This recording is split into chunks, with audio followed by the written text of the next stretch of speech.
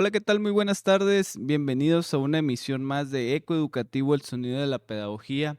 El día de hoy, pues, sumado al inicio de esas actividades del semestre 2025-2, pues nos encontramos de manteles largos, ya que celebramos nuestro primer año de emisión continua dentro de este programa de Eco Educativo.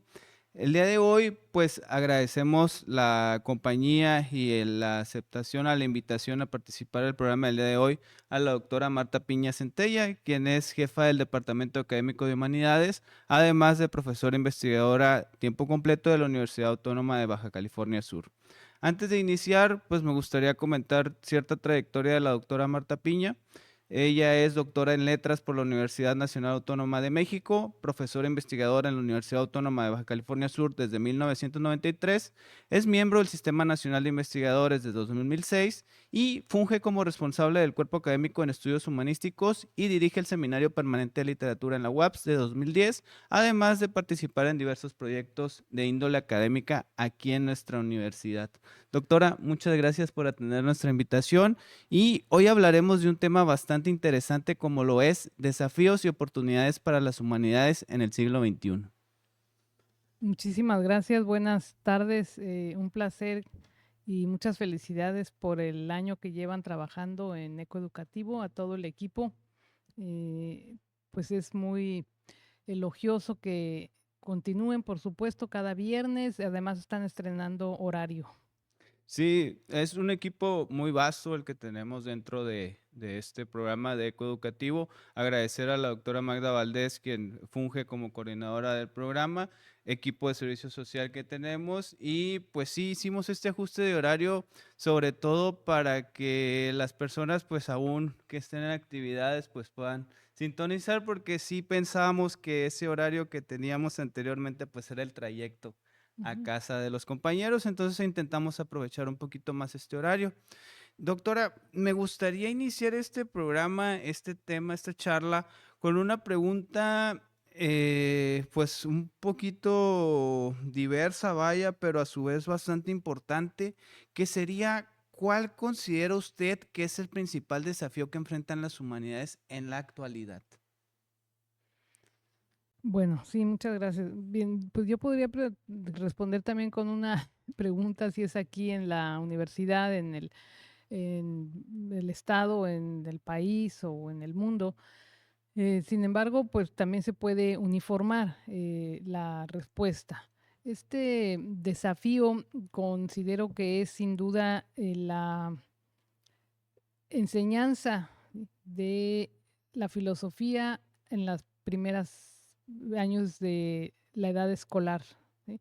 Es decir, en los primeros años de la primaria, porque a través de esta promoción activa y efectiva y de un pensamiento filosófico adaptado a la edad de los menores, podríamos llegar a lo largo del tiempo, y me refiero a 5, 10, 12 años, a percibir otro tipo de ciudadanos, ¿sí? Cuando estos menores empiecen a cumplir la mayoría de edad y por lo tanto otro tipo de sociedades, ¿sí? Es un desafío muy complicado, pero también es una oportunidad de empezar a divulgar de distintas formas, por distintos mecanismos, pues todo este pensamiento de la centrado principalmente en muchos aspectos, pero aquí de manera particular en la universidad, en la idea de la responsabilidad social universitaria, partiendo de la ética personal, del fomento de una consolidación, de un comportamiento de responsabilidad con todo lo que eso conlleva, esa palabra. Sí, que en ese sentido, pues vivimos contextos cambiantes. Ujú, Hemos sí sido partícipes, uno de los fenómenos que más hemos mencionado en este programa ha sido la pandemia, que sí marcó ujú, un parteaguas dentro incluso de nuestra dinámica de convivencia. Sí, Sí. ya como que en estos tiempos estamos volviendo a retomar esa interacción un poquito más Ujú. humana. Sí, el distanciamiento social que se marcó en este periodo, pues sí, dejó ciertas secuelas, pero también hay otros fenómenos que han marcado una pauta dentro del estudio de varios campos, ya sea de la ciencia, de las humanidades, de las ingenierías, que ha sido la globalización y estos cambios de paradigma que existen en el entorno global. ¿Cómo considera usted que influye la globalización en el papel y relevancia de las humanidades? Bueno, primero contesto un poco acerca de los cambios que mencionas. O sea, efectivamente, desde la Grecia clásica, pues las humanidades se relacionan y emanan, ¿sí? Del trivium, del quadrivium, ¿sí? Que eran pues las enseñanzas de los estudios, en el caso del trivium, ¿sí? De la retórica, de la gramática, la didáctica, ¿sí?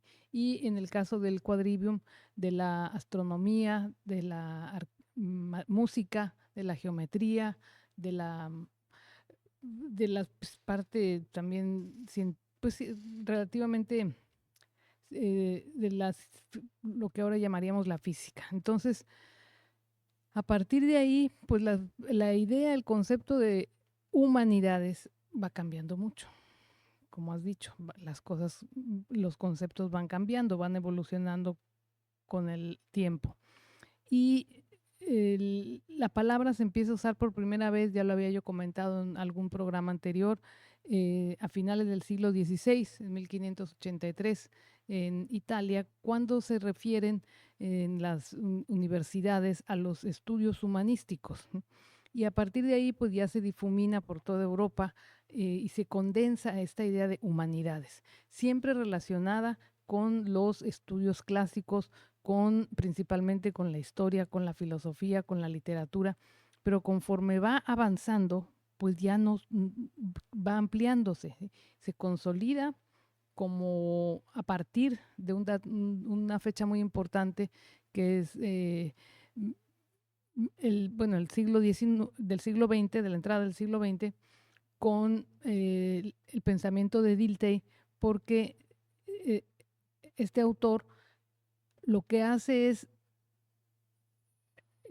apoyar em, estructuralmente, conceptualmente, el hecho de que estas ideas de las humanidades o estas conceptualización de las humanidades se conformen en disciplinas, disciplinas independientes que se pueden identificar ya fácilmente con sus distintos campos de estudio. Y ahí, a partir de ahí, pues va evolucionando y insisto, pues está muy claramente definida la filosofía, la historia, la literatura, pero en el siglo XX, a partir de la mitad, mediados del siglo XX, se incrementa, se va abriendo ese campo y se van incorporando y relacionándose con las ciencias sociales, ¿sí? Y se hace ahí una fusión a partir del pues muchos estudios, a partir las nuevas formas de estudiar la historia también, a partir de la hermenéutica, de estas ciencias sociales como la sociología, la antropología, la etnología, eh, que van a ser puntales y además van a ser complementos también de las humanidades, hasta llegar al siglo XXI, en donde entran ya todos claramente, bueno, también desde mediados del siglo XX, todas las ciencias del lenguaje. Estas humanidades, esta idea que teníamos de humanidades dentro de la Grecia clásica, pues va recorriendo un largo camino hasta tener ahora pues la neurolingüística, por ejemplo, la disciplinas como la bioética, como otras, la neurobiología, eh, ligada siempre al desarrollo del también de la ética, de la filosofía. Entonces, no podemos nada más hablar de humanidades sin pues tener como un pequeño eh, trasfondo, un pequeño contexto histórico de saber qué estamos hablando. Aquí en la universidad, pues desde que se abrió la universidad, ahora ya vamos a cumplir 50 años el próximo año, ¿sí? Hoy es un día de fiesta porque se está inaugurando la sede justamente de la Ribera, ¿sí? Entonces, pues esta universidad ha crecido mucho y sin embargo, pues las humanidades pues se han mantenido, se han consolidado, pero creo que nos falta todavía una mayor em, liga con la sociedad, sin duda. Y del aspecto que decías de la globalización, bueno, es naturalmente uno de los rasgos de la globalización, que es la conectividad. Por un lado, permite una divulgación y una difusión y una diseminación de todas las ideas humanísticas, de la producción humanística, aunque a mí no me gusta ese término porque producción pues se relaciona más bien con la idea de una economía de la fábrica, pero bueno, vamos a decir por conveniencia la producción humanística a través de la red, pues se difunde, se conoce y ya es mucho más accesible a cualquier persona que esté interesada en ese tema. Sin embargo, también vienen otros puntos que no son exclusivos de las disciplinas humanísticas, como es el exceso de información, el exceso de mm, posibilidades de búsqueda en distintas plataformas. Y entonces, pues lo que hace quien va a recibir esta información, el receptor, pues es quedar abrumado. Es lo que sucede con una recepción arrolladora, una recepción abrumadora y que puede resultar de esto con el paso del tiempo, el riesgo es que venga un desinterés.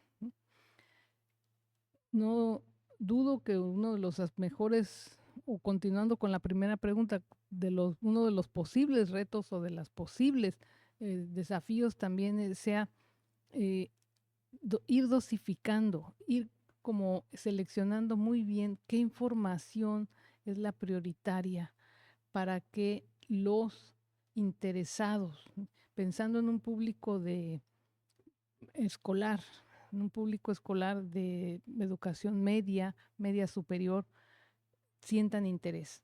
Porque ahora, pues todas las nuevas tecnologías apoyan la divulgación o la facilidad de llegar a una información, pero pues también son un enemigo creciente y eso pues es un secreto a voces, o más bien no es un secreto para nadie. Sí, en este marco aprovecharía yo también para preguntarle desde su experiencia como docente, ahora que tiene también la oportunidad de estar en esta función administrativa y también al conocer usted pues parte de la literatura regional que tenemos actualmente, cómo se consulta. Si usted considera que los estudiantes o sociedad que tenemos actualmente, entendiendo la importancia, eso sí lo aclaro, entendiendo la importancia que tiene el estudio de las humanidades dentro del campo y de la convivencia que debe existir como sociedad, pero si los individuos o personas actualmente valoran más o en menor rango el estudio de las humanidades que en décadas pasadas, o es ahorita un estudio más centrado o hay aún trabajo por realizar o es pertinente abordar estrategias en las cuales pues se concientice un tanto más con todo este impacto y relevo generacional de las nuevas tecnologías, que las humanidades están presentes en todos los ámbitos del existir del ser. Pues mira, yo creo que más bien ya se están, lamentablemente se están relegando, se están, no digo que olvidando, pero pues las humanidades se estudian en los centros de estudio, Ujú. no, y principalmente pues en las universidades, en las facultades, en todas las áreas justamente de humanidades, de ciencias sociales, pero no, bueno, en las áreas de comunicación, que también es una disciplina afín, pero si me preguntas cómo lo veo yo en relación con las décadas pasadas o con siglos pasados, em, todavía en el siglo XIX, aquí en México, en América Latina, podía hablarse de humanistas, ¿sí? Que eran esos sabios. ¿Sí? Para mí el principal sería Andrés Bello, pero también Simón Bolívar, aunque también tiene una faceta bélica, ¿sí? Y es más conocido como libertador que por sus escritos, pero sería otro buen ejemplo. ¿Sí? Los hermanos Enrique Sureña, ¿sí? Y ya aquí en México, en primerísimo lugar, Alfonso Reyes, ¿sí? Octavio Paz, y por qué no, también, sin duda, anterior a ellos, Sor Juana Inés de la Cruz, ¿sí? Y dentro de las humanistas, mujeres eh, más recientes, hay algunas, aunque nacida en España, pero Carmen Rovira, Margot Glantz, yo diría que es una mujer que representa toda esa carga de lo que se conocía en el ámbito decimonónico como ser humanista. ¿Eh? Fuera de eso, pues en la historia podemos repasar muchísimo, ¿no? Eh, Dante, Alighieri, ¿sí? Por supuesto Montaigne, eh, Da Vinci, en fin, la lista es muy amplia. Vico, pero hoy si nos acercamos pues con los jóvenes eh, fuera de las áreas del departamento académico, digamos, es complicado. Les preguntamos, ¿conoces un humanista? Pues yo creo que no lo van a conocer, pero igual los de jóvenes que estudian alguna carrera de ciencias sociales o alguna carrera afín a las humanidades o humanidades, pues tal vez desconozcan algún nombre de un físico importante, algún nombre de un matemático. O sea, están totalmente disociadas las ciencias naturales de las ciencias em, humanísticas y, bueno, y de las ciencias sociales junto con las humanidades. Y eso no sucedía en el caso de estos humanistas que he mencionado. Es decir, estos humanistas pues sabían un poco de todo porque esa es la base, ¿no? La base de la idea de humanidades, el saber humano. ¿No? Eh, y pues en términos generales, pues tanto en La Paz como digamos, en la población media de la media en cuanto a conocimientos, en cuanto a em, formación escolar. Si me preguntan cómo lo veo en relación con las décadas pasadas, yo creo que antes sí se oía por lo menos, ¿no? El nombre de Justo Sierra, ¿no? este, de Juan Rulfo, que bueno, fue un escritor, pero ya que estamos hablando de nombres importantes, y ahora, pues no hay una relación tan directa. O sea, no es que antes se admiraran, pero por lo menos creo que se conocían un poco más, incluso los poetas del romanticismo en México, pues se leían en las casas, en las tertulias familiares, ¿no? Y ahora no. Ahora, ¿qué es lo que sucede? Pues cada quien está con su aparato digital, informándose, pues cada quien de lo que le interesa. ¿No? Sí, que en ese sentido, y justo ese punto iba en continuidad, pues el contexto de la inteligencia artificial y la automatización. Ujú. También usted, como bien comenta, nos habla de esta información, cada quien se nutre, ¿no? Pues ahora sí que pues lo que ve en su face, cada quien, ¿no? Cada quien en su perfil, lo que tiene agregado, Ujú. Sí, pero, en su ajá, red de en confianza. su red de confianza, sí. Y en este sentido. Incluso pues tuvimos la oportunidad de tener este curso de inteligencia artificial pues hablamos sobre bastantes Ujú. cosas y también pues agradecerle públicamente este apoyo que nos dio con Clubes de Ciencia Sí, muchas a gracias. este evento que tuvimos. Ya habrá un programa Ujú. para hablar totalmente sobre ellos, Ah, qué bueno. pero pues sí, fue interesante también, a mí me pareció muy pertinente quizás que los chicos que venían a los cursos les dijéramos, ¿a qué edificio vas? Al de humanidades, porque ellos venían a estudiar ciencias exactas, Ujú. entonces sabían que había un área específica del estudio de humanidades. Si eran muy centrados en sus campos de estudios, pues igual no era la primera vez que escuchaban humanidades, pero algo quizás pudo haber conectado, ¿no?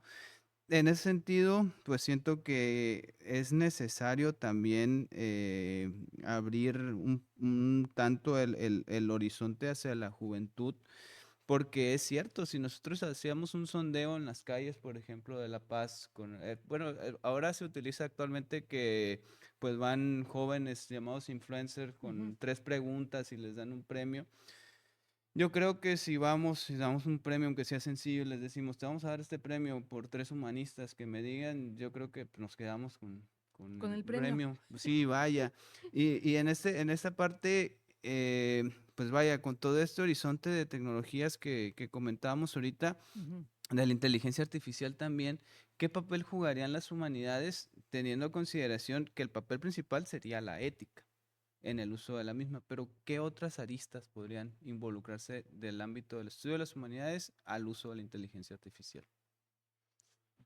Pues mira, eh, sin duda, tanto como involucrarse, lo veo eh, un poco complicado porque no llevan el mismo rumbo, Ujú, pero más bien servir de contrapeso sin duda sería leer poesía, mm, ¿no? Leer poesía. Aquí tengo un poema que les voy a compartir al final, muy bien. y después explicaré dentro del enorme ámbito de poemas que existen, pues por qué escogí este. Pero pues sin duda sería leer poesía, sería promover las la las pláticas, promover las actividades, o sea, las pláticas entre las personas, ¿sí? El diálogo entre las personas, promover los espacios de convivencia, promover las actividades, al aire libre. Y uno podría decir, ¿y eso qué tiene de ejercicio humanístico? El conocerse a sí mismo es ya un ejercicio humanístico que se está poniendo en, bueno, se ha debilitado, ¿no? que, para las futuras generaciones a lo mejor se está poniendo en riesgo. O sea, esta palabra que también me cuesta un poco de trabajo comprender del todo, la de empoderar, ¿no? Se ha empoderado mucho a los menores con en la toma de decisiones, ¿no? Y lo mismo, pues y se ha perdido mucho esa idea de poner los límites, ¿sí?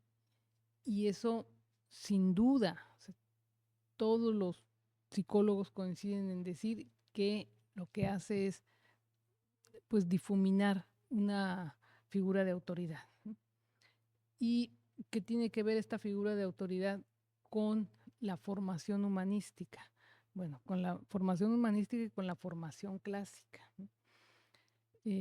Como se ha suavizado, ¿sí?, ya la exigencia en la formación escolar, pues ya no se obliga a la memorización, ya no se obliga a practicar caligrafía, ya no se obliga a la lectura en voz alta, ¿no? Ya no se obliga a un debate pues ordenado, ¿no? Y cuando, porque todo lo pueden consultar en internet y entonces, pues este es un tema abierto que también muy complicado. Pues tengo aquí este libro de Pepe Menéndez que me llegó por casualidad, yo no sabía de este autor, pero en unos salida reciente que tuve, pues por comprar otros libros, pues me regalaron este y este fue el que me llamó la atención, curiosamente, título muy interesante. de un docente de español, pero pues que propone justamente su política, ¿sí? eh, pedagógica personal es educar para la vida. Y es muy interesante, a ver si de otro día platicamos de esto, aunque voy a procurar mencionar alguna idea general después de esta respuesta. ¿Cómo pueden las humanidades tener alguna injerencia sobre estas nuevas tecnologías y particularmente sobre la inteligencia artificial? Pues insisto, esforzándonos por una formación más equilibrada, por una formación más inclinada hacia ese estudio clásico que debemos de defender, porque perder eso sería una afrenta justamente al ámbito humanístico, llámese local, nacional, internacional. Perder esa necesidad de estar próximos, de tener un conocimiento amplio, no tan amplio, mediano, de la antigüedad clásica, particularmente del mundo de la Hélade, o sea, la Grecia clásica.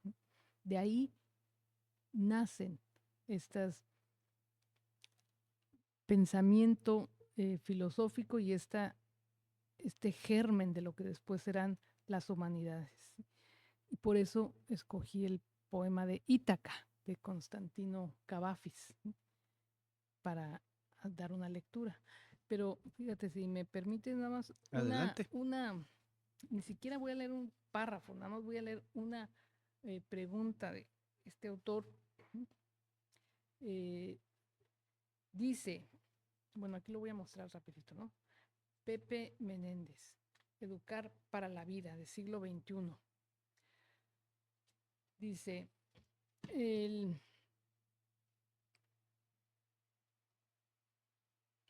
nos debemos de preguntar qué debe aprender un alumno, qué experiencias queremos que viva en la escuela, qué concepción de la relación entre el saber y la convivencia queremos que arraigue en la vida de los estudiantes, cómo debe ser la experiencia de aprendizaje para que permanezca el interés por seguir aprendiendo.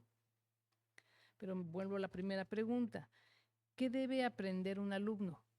Bueno, uno diría, pues lo que está en el programa de cada asignatura, es la respuesta más lógica. Y si a mí me preguntan hoy, yo diría, yo no sé qué debe aprender, porque pues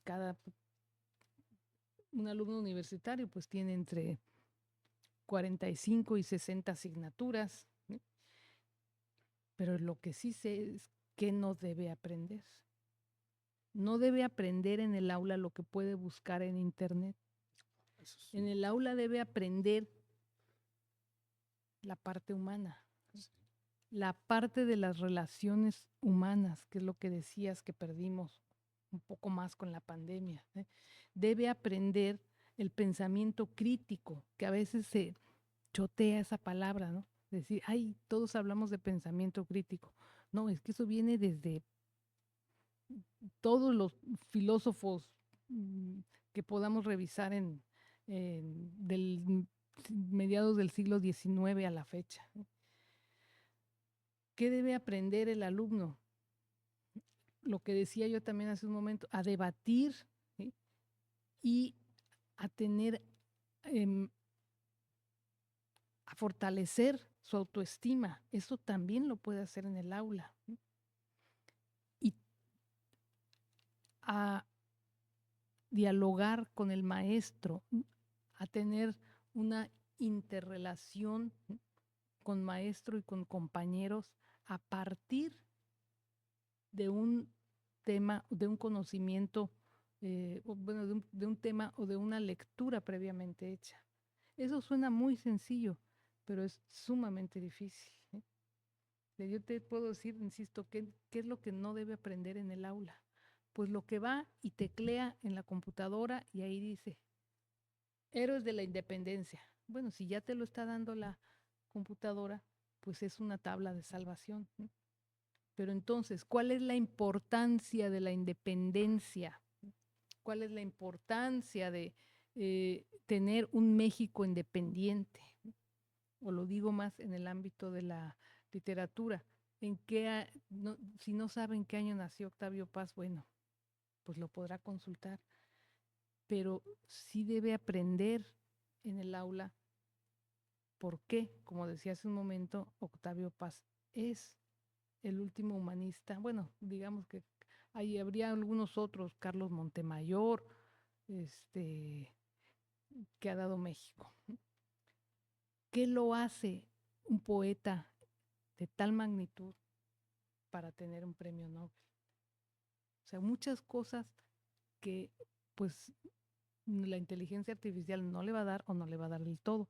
Como vimos en un curso que recientemente tomamos como parte de la actualización docente, la inteligencia artificial, el cometido de esa eh, inteligencia artificial es que el usuario quede satisfecho, que se vaya con una respuesta, pero eso no quiere decir que sea cierta o verdadera. Y ahí entramos en otro tema que digo, en otro ámbito que sería muy complejo responder, que estuvimos dialogando durante toda una semana. Pues en síntesis, así es como lo veo. Sí, que además muy acertado lo que usted nos comenta. De hecho, yo rescato mucho esto que nos dice qué es lo que debe aprender y qué es lo que no debe aprender. Hasta me lo llevo yo de Ujú, tarea también, porque pues yo trabajo las materias de, cierta parte de materias de tecnología. ujú, Y sí, muchas veces es esta parte de que los mismos alumnos me preguntan, oiga, pero ¿por qué en sí al principio del curso no nos lleva ujú, frente a una computadora?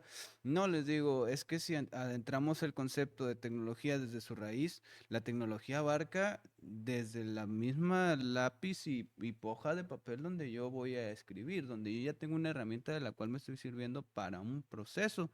Entonces, en ese sentido, tuve la oportunidad ahora que tuvimos los cursos de inducción para los estudiantes, pues hacer ujú, un sondeo y yo me acerqué con la doctora Magda justamente para preguntarle de qué sería bueno hablarle a los estudiantes y coincidimos en algo que fue platicar con ellos sobre la vocación también. ujú, Muchas veces también nos estamos encontrando con estudiantes que se inscriben a las licenciaturas, pero simplemente por obtener un documento, ¿sí? Y ahora pues tuvimos esta situación donde tenían quizás una primera opción, terminaron en otra licenciatura y es esta parte también de explicarles que el trabajo que realicen, no solamente en el campo de estudio que ellos querían, sino en donde está la oportunidad para que puedan desarrollarse académicamente, pues al final de cuentas la intención es que sean agentes que aporten a su comunidad y eso también explicárselo al estudiante, desde mi experiencia como docente, creo que aún no se hace ese clic completamente, sino que dicen, bueno, pues estudio mi carrera y si me ofrecen un trabajo en un lugar donde no tiene algo que ver directamente, pero me están dando un buen ingreso, pues está esta parte que al final decimos, bueno, pero ¿y al final tu entorno, dónde lo consideras? Que pues son factores indirectos también que se involucran, digamos, crisis económicas, la elevación de precios, que al final ven por un bienestar, pero como toda la sociedad funciona en conjunto, pues varias aristas o problemas globales que se están presentando, pues están influyendo en que el estudiante pues pierda también cierto ánimo, cierto parámetro a querer aportar en su vocación y buscar un beneficio. Que en esta parte yo le preguntaría a usted, ¿qué oportunidades o qué aportes relevantes nos puede ofrecer para el enfrentar crisis globales como lo es el cambio climático o estos fenómenos migratorios también que se presentan por este mismo factor económico, pues que no hay recursos y la gente se tiene que ir de donde vive? Bueno, bueno, curiosamente estuvimos en un foro la semana pasada y va a haber otro. Ahora pues aprovecho para hacerle promoción el jueves 21 pues, de la próxima semana. El COSIT y el CIBNOR abren un foro aquí, se va a llevar a cabo aquí en la universidad, casi segura en el auditorio de Ciencias Agropecuarias, con la maestra Cintia Castro, con la maestra Cristina Ortiz Manso, con el doctor Borges, Ricardo Borges, y ellos hablaron justamente de ese tema, de la crisis y de la migración y, y el cambio climático. Y uno de los puntos que decían, pues es que, que se relaciona también un poco con la otra subdisciplina que que son las ecohumanidades. O sea, ya es esta idea de crisis pues ha sido un tema añejo. Desde que todos nacemos empezamos a oír esta palabra de crisis, ¿sí? Y no quiere decir otra cosa más que una quiebra en un orden. O sea, se rompe un orden y entonces vienen esos momentos de dificultad para seguir avanzando a un ritmo establecido. En el caso de los migrantes, para mí lo más grave sería la inseguridad. O sea, en este momento sí hay una crisis fortísima en el ámbito humanitario en África, en el Caribe, en Medio Oriente, en Europa con Ucrania. O sea, y uno podría preguntarse, bueno, ¿y qué va a pasar? ¿Cómo se puede empezar a solucionar esto? Bueno, de ahí eh, la gente, pues lógicamente, se va de sus em, lugares de origen, ¿sí? Pongo el caso de Guatemala, digo, perdón, de Venezuela. Venezuela, números más, números menos, pero van alrededor de 8 millones de venezolanos que salen en las últimas 2 décadas, ¿sí? Entonces salen pues a los países más cercanos, pero también muchos llegan a México, muchos buscan llegar a Estados Unidos, ¿sí? Y lo más triste, por ejemplo, es este paso que tienen que hacer por Colombia, por la selva del Darién, en donde son pasos pues que tienen que ir abriendo.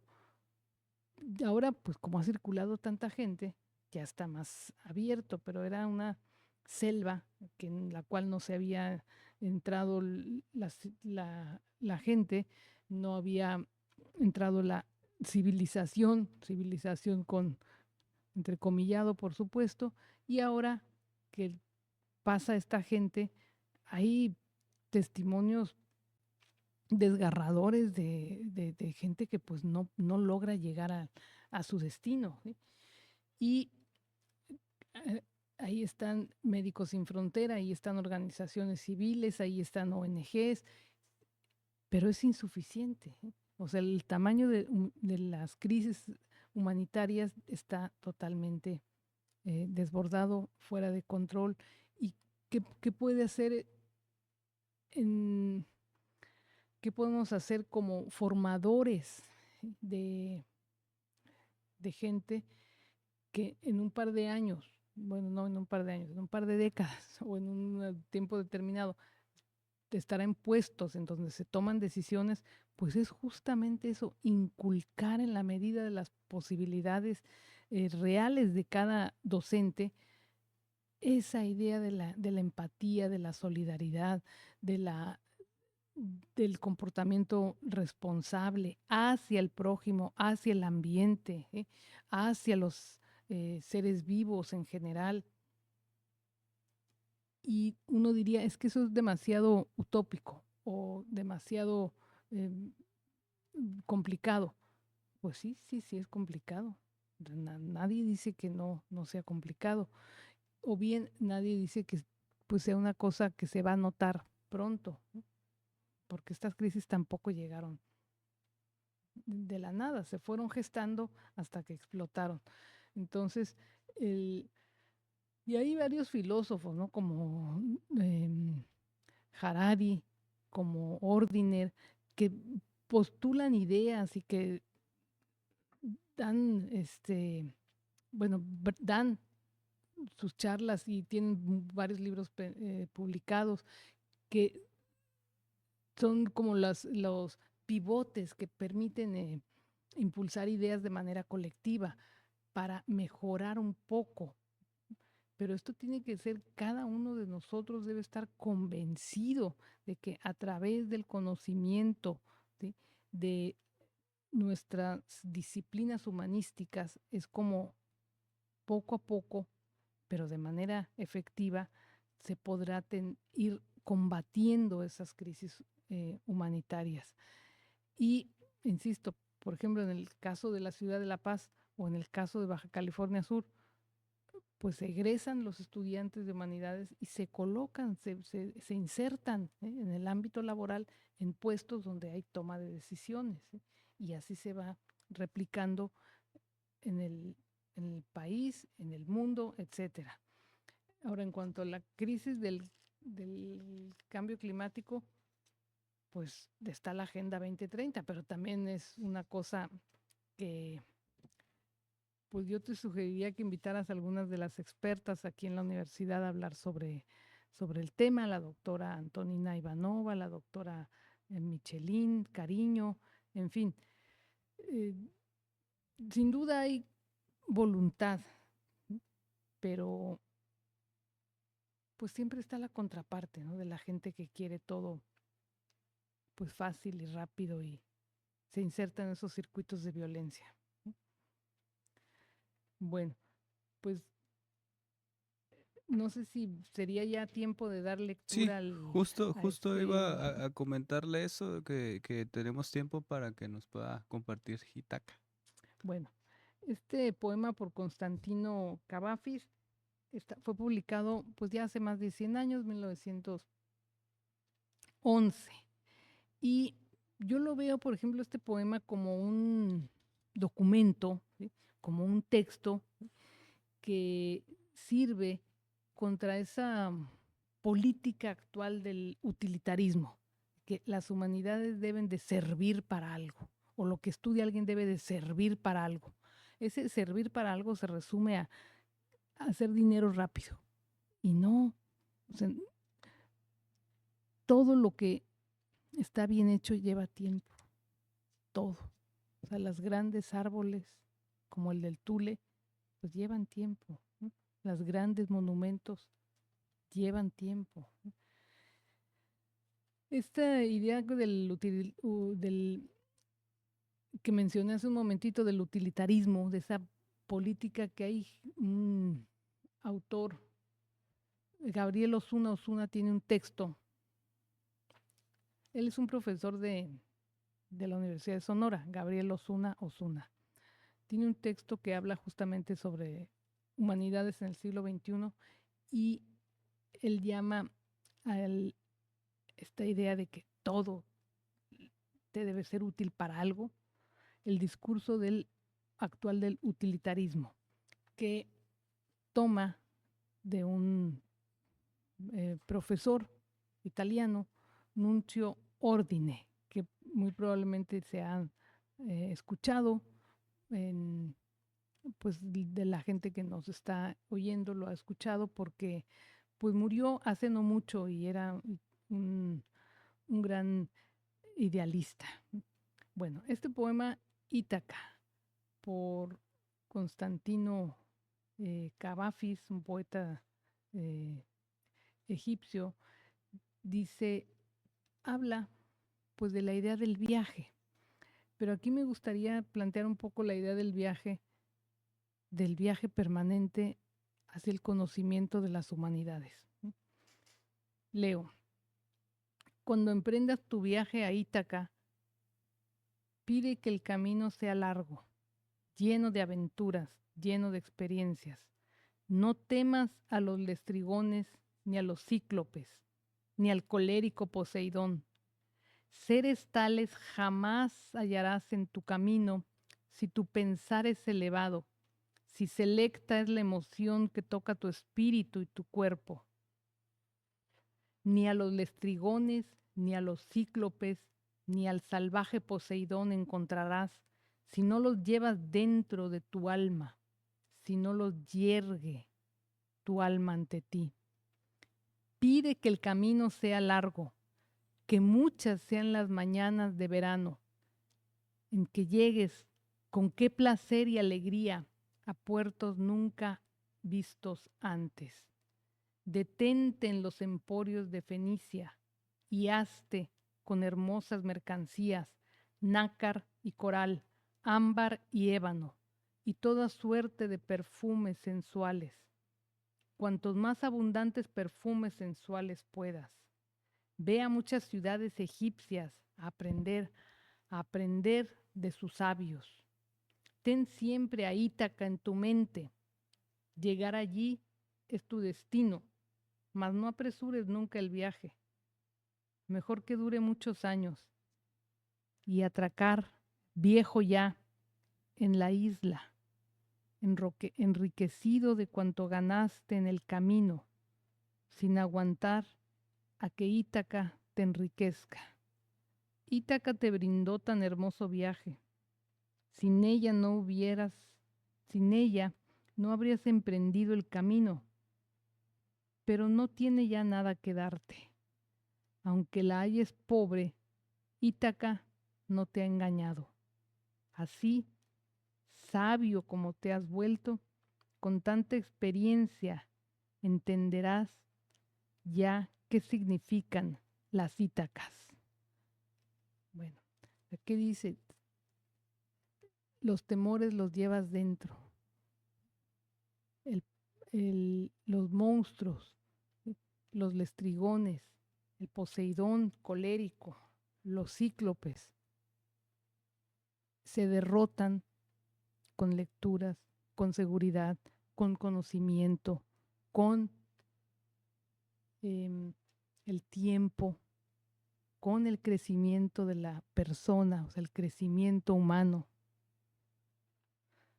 Y además vas aprendiendo que el viaje sea largo, ruega porque el viaje sea largo. Y cuando llegues no vas a encontrar riquezas, ya vas enriquecido. Bueno, pues ese es el mensaje. Sí, es un mensaje muy reflexivo y sobre todo muy importante que los abonemos a estos espacios de reflexión, porque también cabe señalar que este tipo de ejercicios que hacemos, como el programa de coeducativo, pues no es nada más para la comunidad universitaria, sino que también buscamos externen a la comunidad en general. Y este mensaje pues es muy bonito también para podernos hacer reflexionar, ¿no? De lo que debemos esperar, pero a su vez no anhelar en este espacio tan amplio que es la misma existencia. Doctora, ahora sí que la charla se nos fue muy rápido de Sí, nuevo, bastante. pero pues me gustaría nos diera algún mensaje de cierre final. Sí, muchas gracias. Pues más que mensaje, doy la bienvenida de manera particular a los estudiantes de nuevo ingreso. Espero que en esta casa de estudios se encuentren un verdadero segundo hogar, que se apropien, ¿sí?, positivamente de todo lo que ofrece la universidad, de todos sus servicios, que hagan buenas amistades, que aprendan mucho, que vayan a la biblioteca y se queden ahí toda la tarde. Muchas gracias. Muchas gracias, doctora, por atender la invitación. De igual manera, pues muchas gracias a las personas que nos vuelven posible este programa, la doctora Magda Valdés, el licenciado Jesús Flores aquí en los controles técnicos, que siempre nos apoya y está al pie del cañón, el equipo de servicio social y sobre todo pues usted, doctora, que también nos brinda facilidades para tener este espacio. A mí no me queda nada más que despedirme este viernes, desearles un bonito fin de semana. Recuerden estar al pendiente de nuestra página de Facebook de Humanidades, donde estaremos dando señal quién será nuestro próximo invitado. Esperemos pues este horario nos brinde también espacio para poder estar dialogando con ustedes. Les recordamos, la caja de comentarios queda abierta. Si gustan hacer un comentario de esta emisión, la siguiente en vivo, ustedes pueden comentar, los estaremos leyendo. Y pues mi nombre es José Emilio Coral Trigueros. Les deseo un excelente fin de semana. Muchas gracias, doctor. Gracias.